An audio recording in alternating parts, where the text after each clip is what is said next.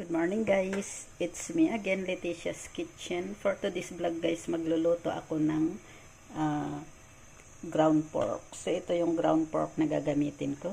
And then mayroon ako dyan onion bulb, garlic at saka mushroom.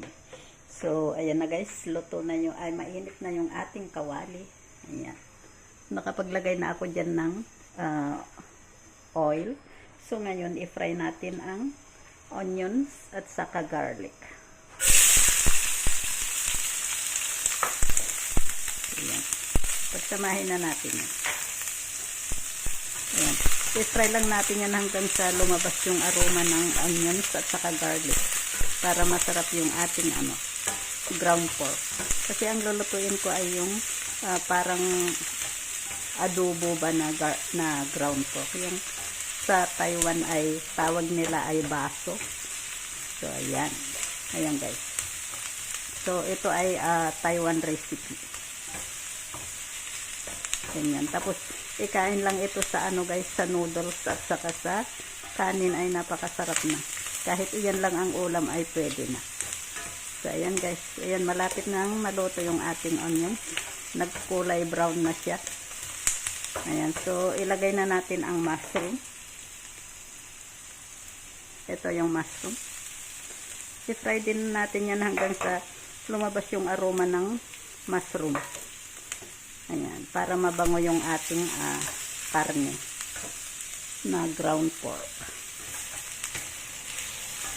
Ayan. I-fry lang natin yan.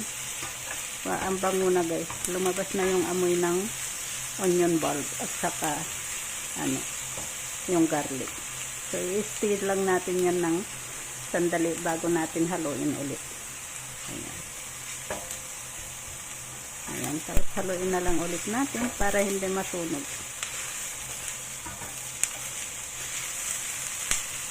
Wow, ang bango.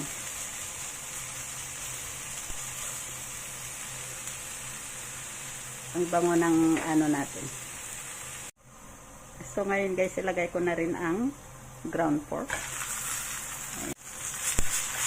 Ayan, i-fry lang natin yan hanggang sa mag-brown din yung kulay niya bago tayo maglagay ng ingredients.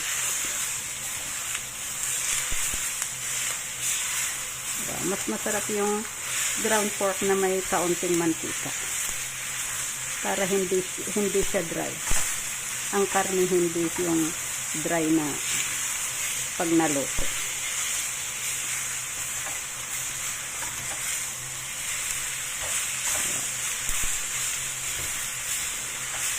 Ayan, halo-haluin lang natin yan hanggang sa mag-brown ng kaunti. Mawala yung kulay red.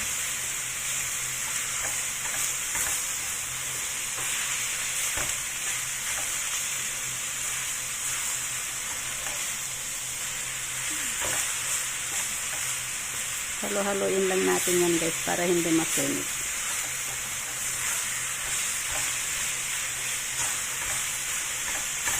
Ayan. Pwede na yan lagyan ng soy sauce.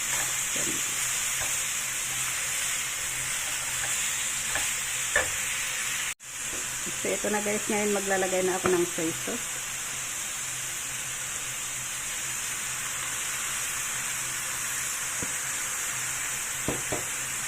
Ayan, pamienta. Black pepper.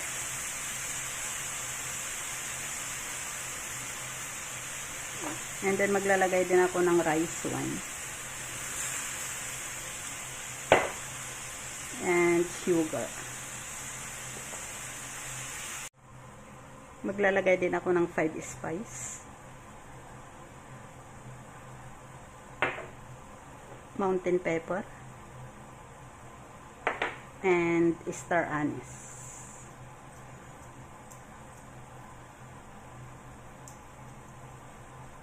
Ayan. Then, haluin lang natin.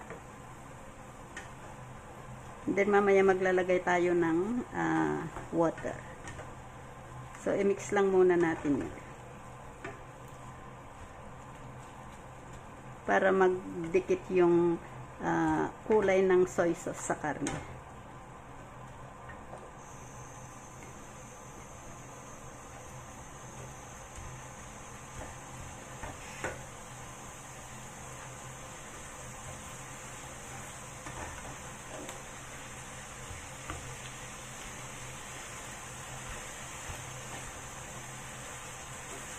Ayan. Ang ganda na ng kulay. Ayan guys.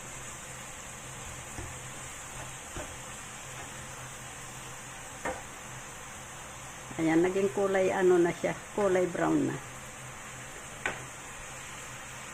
Maglalagay din ako ng oyster sauce. Para isang pampalasa natin ay oyster sauce.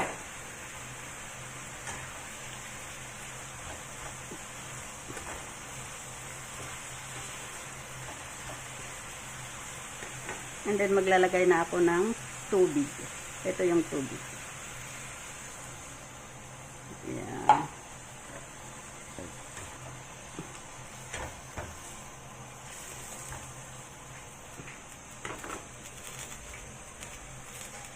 So, yan na guys. Pakuluan lang natin yan ng mga 15 minutes.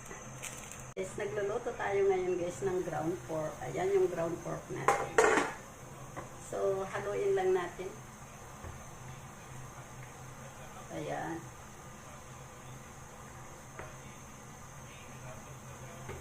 So, yan na guys. Ang ating ground pork. Ayan. Takpan lang muna natin.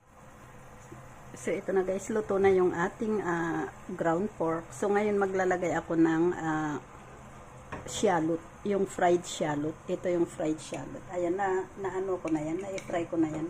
Bali, nilagay ko lang yan sa ref para hindi madaling masira. So, ito guys, i-mix na natin. Ayan.